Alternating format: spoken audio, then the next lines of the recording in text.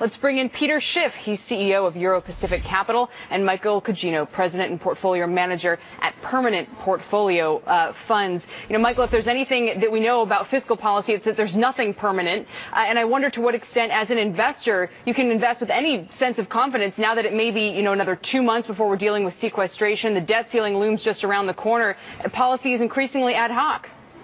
Yeah, it is. And I would say don't do anything drastic come Wednesday. I think, you know, we specialize in being diversified at all times, protecting investors against multiple scenarios on the downside while also trying to make them profit from multiple scenarios. And so for us, that means being diversified, you know, pretty comprehensively between commodities, precious metals, various stock market sectors, U.S. and non-U.S., as well as bonds of varying maturities and credit quality. So that's how we're playing it right now. Peter, what about you? Well, you know, the only way to avoid going over a fiscal cliff is to throw the dollar over a currency cliff, and that's probably what we're going to do. You know, you've got the president, you've got Congress.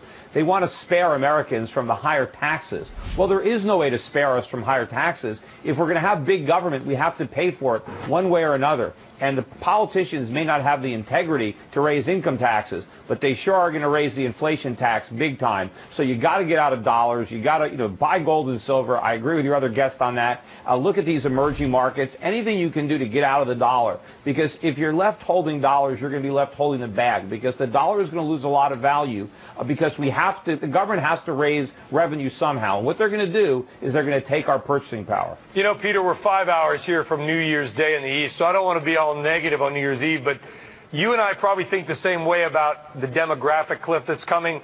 And this argument, to me, is going to be replayed over and over and over again as the nation ages and demands more money from the government, and the government's going to realize the money's not there. If you believe that's going to be the case for the next 10 years, do you have a long-term playbook for that?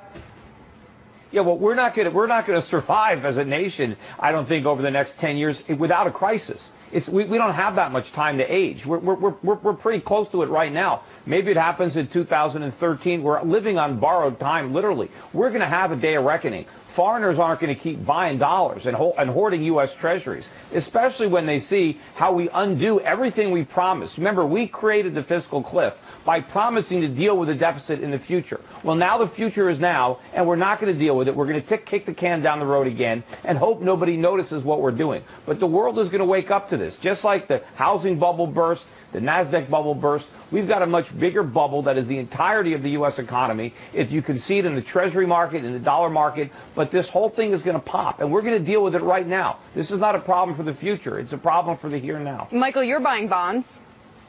Yeah, I mean, our fear is that you have a deflation, a depression, another balance sheet issue or whatever, and treasuries, high-grade corporates, those sort of bonds will protect you. I agree with a lot of Peter's comments on the longer-term side of things. We're not only eroding purchasing power with higher taxes, but also with inflation and inflating away our currency. The only control against that, though, is that the rest of the world is worse off than we are. And that's why treasury prices have remained much higher. People are continuing to buy the dollar even when it was downgraded, buying treasuries, and despite all the woes we have here, they're worse in many other parts of the world. So I do agree with those. That just shows you how irrational it is, that people bought the dollar as a safe haven from the dollar, or treasuries rather, but we're not better off than every place else. We're worse off. Yeah. We're borrowing from everybody. I agree. Hey, guys, agree with your comments. Michael and Peter, let's table this till the new year because we want to go out with a good feeling. We should go into it a little bit more, yeah. We'll do it after the new year because it's getting to New Year's Eve. Peter, hey, and Mike, thank you very much. Have a great New Year's and a Happy New Year. We'll see you and we'll continue the fight. I appreciate that you at least tried to find something positive to say. Listen,